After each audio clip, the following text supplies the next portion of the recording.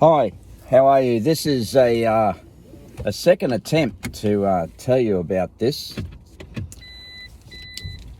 What I want to talk to you about is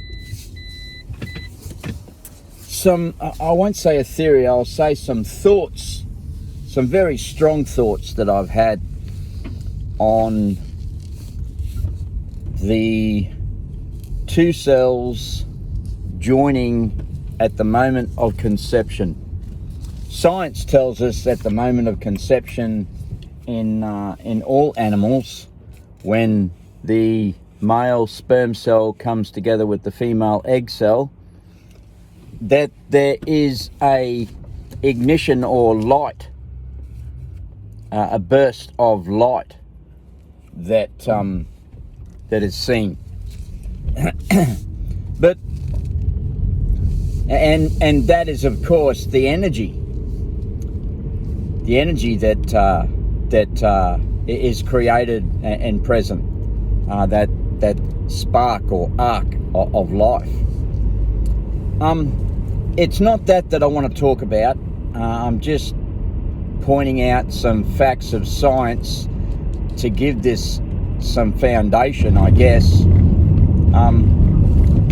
So what I want to point out is the thoughts or theory that when let's say the male sperm is so much stronger. Now we're talking about cells, a sperm cell and an egg cell. So I forgot to mention, this is a video after the video was loaded and edited. I mentioned the moment of conception in all animals, and there is that arc or spark of light. Science calls it the God energy. But also, quite some years ago, they carried out an experiment. Some of you might remember. They carried out an experiment where they had a goldfish tank and a tree with leaves. They plucked a leaf off the tree, connected it to some kind of cathode ray oscilloscope or something like that, and then killed a goldfish in the bowl, and the leaf reacted electrically, and they came up with the theory that cells can think for themselves, and that is what the mind is made up of. All of the cells in your body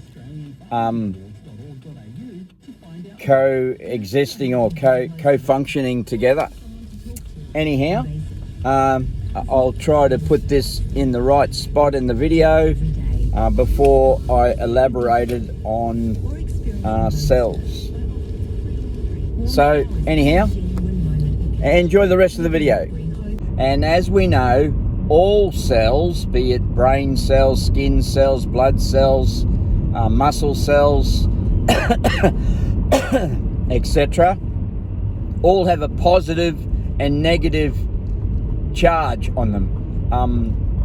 It's not coincidence that a battery cell is termed a cell with a positive and negative charge, and I'm not sure which came first or which was discovered or named first, but each cell of the body and plants, every cell, absolutely every living cell on the planet has a positive and negative charge. Molecules are a different thing, of course. So what I want to suggest is that if a male cell were more dominant during the moment of conception, meaning that the male cell had a greater electrical charge than the female cell, then would that sway the energy of the cell. That's the concept that I'm trying to put across today. So, would it create a male? Could it create a male embryo that is very dominantly male? Could it create a female embryo that is very dominantly male energy as well? Now, if I were to point out that males can still have babies, still conceive, as far as I've seen through my own contact or social experience, all the way up to death, be it 100. I won't go into the details, but I absolutely totally believe that for as long as you live, a male can produce a conception. Now, if a female... Now, let me talk about chronic fatigue. I cured myself of chronic fatigue by taking, and I've spoken about it before in videos, taking a level teaspoon of Celtic sea salt, which is alkaline salt, and putting it into a litre of water and drinking that throughout the day. I was sleeping like 22 hours a day with chronic fatigue for quite some time, 6 months or so. So much so that I built a vehicle that I could sleep in and travel for just a couple of hours and sleep again, etc. It was just terribly depressing to lay at home sleeping all the time. So I built a vehicle and got out of home on weekly trips type of thing and back to home. And it was on one of these weekly trips that I was able to relax and be guided by my guides into a natural health shop where I bought a bag of sea salt, Celtic sea salt, and a level teaspoon every day with a litre of water. What do you know, a month later I was cured of chronic fatigue and I started swimming every day. So the cells cause chronic fatigue when they are low in the electrolyte and low in their electrical charge. Same as a battery. Top it up with electrolytes and each of the cells of the battery, and it will rejuvenate. But nowadays, batteries, beside the point, batteries are sealed batteries. You can't add electrolytes. Now, if the female during the moment of conception was suffering from chronic fatigue, and the male was high in energy, or even just always generally exuberating lots of energy. Let's say that the female was 35 years old, and the male was only 18 or something. Then, and especially somebody who's naturally extremely active without additives, etc., that's a very strong male sperm cell. And yeah, that's true. It's not always a super strong or strong male sperm cell for somebody of that liking, but a high percentage of the time they would have strong swimmers per se. So that's the concept.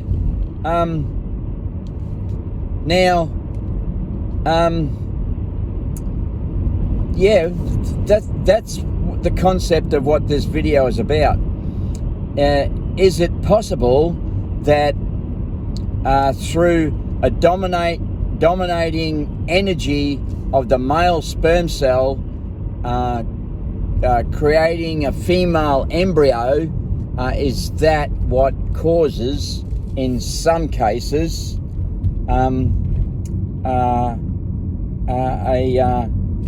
female who is gay?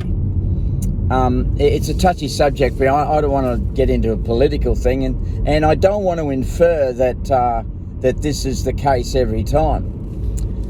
There is, of course, past life where that person, that soul, might reincarnate each time as that type of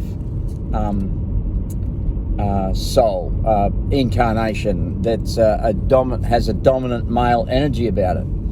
Anyway, just some food for thought.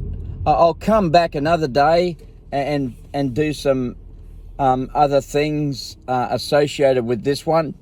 I did get some really strong intuitive guidance on some other realms to do with this energy.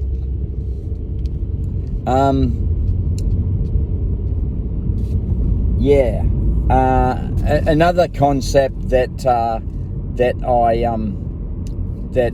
I was contemplating quite some years back was that somebody told me that their obstetrician was a cross-dresser, somebody who just loved to be in females' clothes in secret from time to time as an entertainment thing or etc., and just would have loved to have been obviously a female.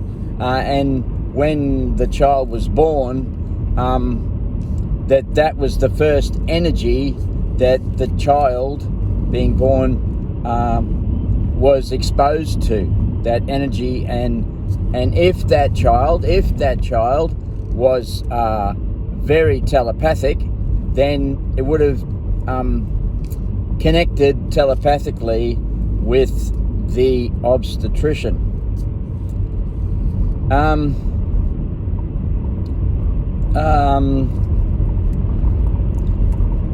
That's bordering on getting myself in trouble, so I'll leave it there. And the same thing goes for the swing of the other way, that if the male sperm was very low in energy, let's say having chronic fatigue or age, and the female egg was very strong in energy, is that what creates from a male embryo, is that what creates a gay male? We're talking about the energy, and if there's some doubt, and if there's some strong opposition to what I'm saying, then it's because science doesn't talk a great deal about the energy of the body at all. Surgeons are still cutting through the cords of those fine electrical hairs throughout the body and etc. that carry the electrical, that carry the spirit of the person. And I've talked before about the electrical body and how it comes to the surface with the nadis in sort of like a flower, a stem and then a flower to the surface. And I talked about keeping your skin exfoliated with a stainless steel glove, a knife glove, to keep it clean. I am absolutely forever nowadays cleaning myself with soap and a stainless steel knife glove.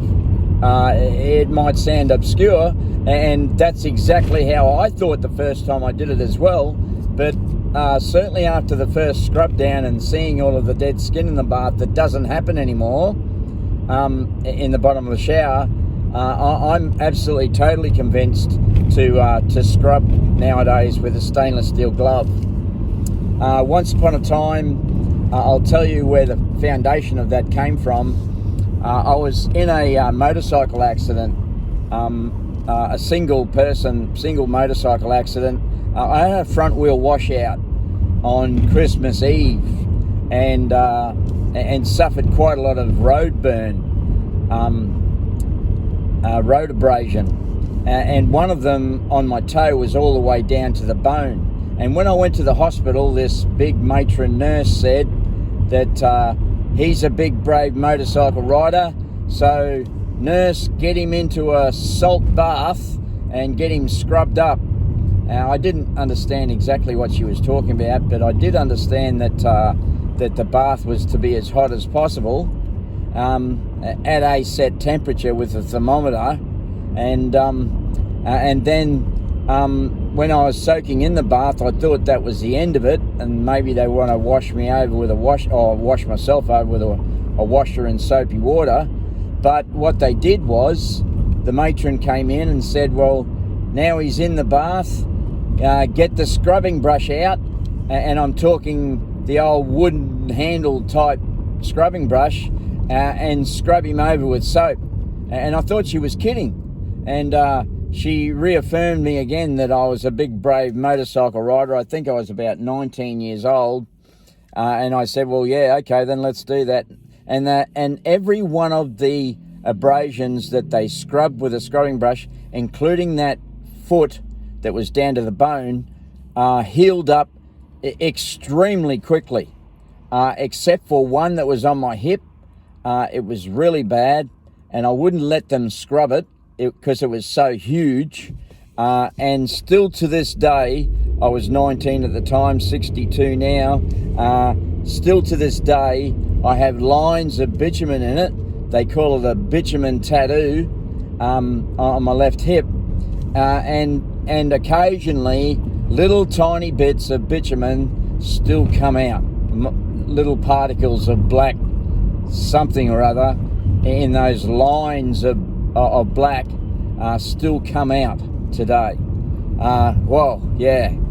And I won't go into the details of why I got injured so badly, but you really should wear full leathers on any size motorcycle whatsoever.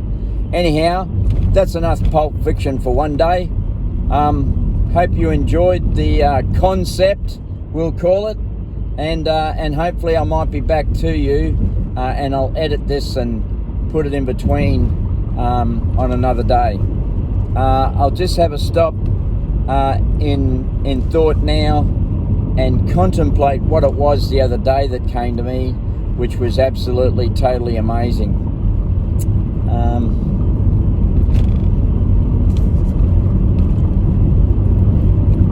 No, I can't think what it was, but I'm sure I'll wake up in the middle of the night and put the video on, and we'll figure out what it was. So, good night, folks. It's Sunday night, 8:05, driving through the service road.